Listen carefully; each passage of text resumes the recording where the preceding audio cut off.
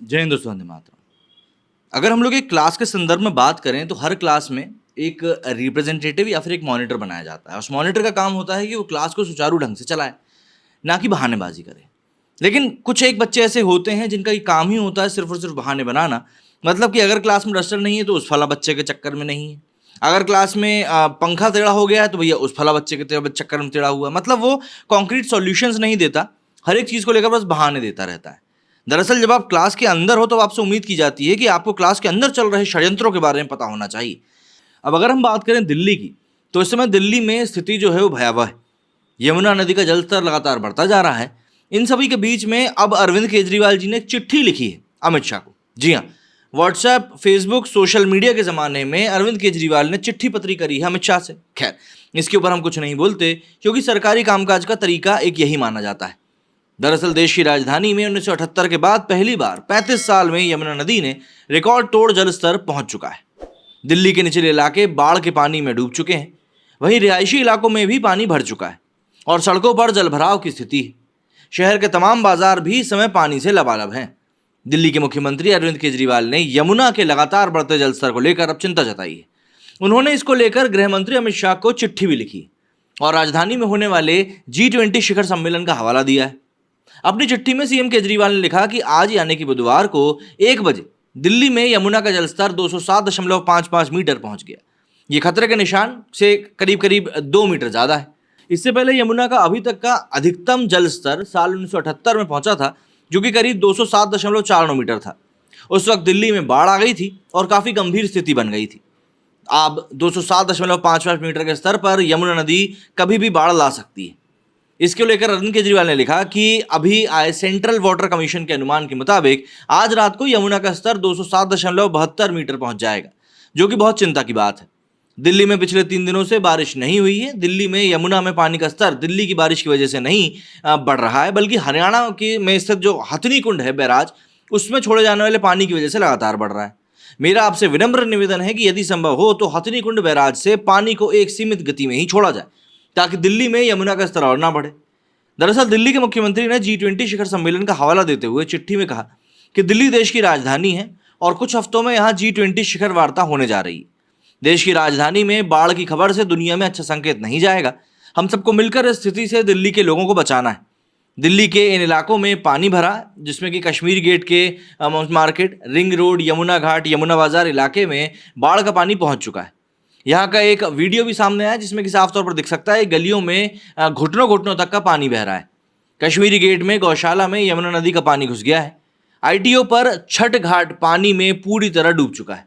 यमुना नदी से सटे इलाके बहुत संवेदनशील हैं। इन इलाकों में करीब 41,000 लोग रहते हैं।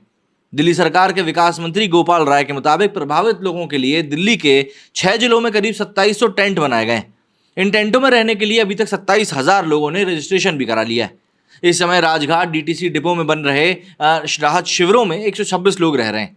ईस्ट डिस्ट्रिक्ट में सबसे ज़्यादा लगभग 1700 टेंट, तो नॉर्थ ईस्ट और साउथ में करीब 150 से 200 टेंट लगाए गए हैं। वहीं राहत और बचाव कार्य के लिए करीब 45 नावों को तैनात किया गया है। जानकारी के मुताबिक प्रभावित इलाकों से लोगों को निकालकर अक्षरधाम, गुलमोहर पार्क, चिल्ला से NH24 तक, DND से निजामुद्दीन फ्लाईओवर और यमुना बैंक से ITO पुल तक बने राहत शिविरों में शिफ्ट किया जा रहा है। इसके अलावा नोएडा दिल्ली लिंक रोड पर भी राहत शिविर लगाए गए हैं। दरअसल सीधी बात यह है कि 1978 में शहर के कई इलाके पूरी तरह से बाढ़ में घिर गए थे। इसका मुख्य कारण था हरियाणा से आने वाला पानी। तब यमुना में 2,34,390 क्यूसेक पानी अचानक आ गया था।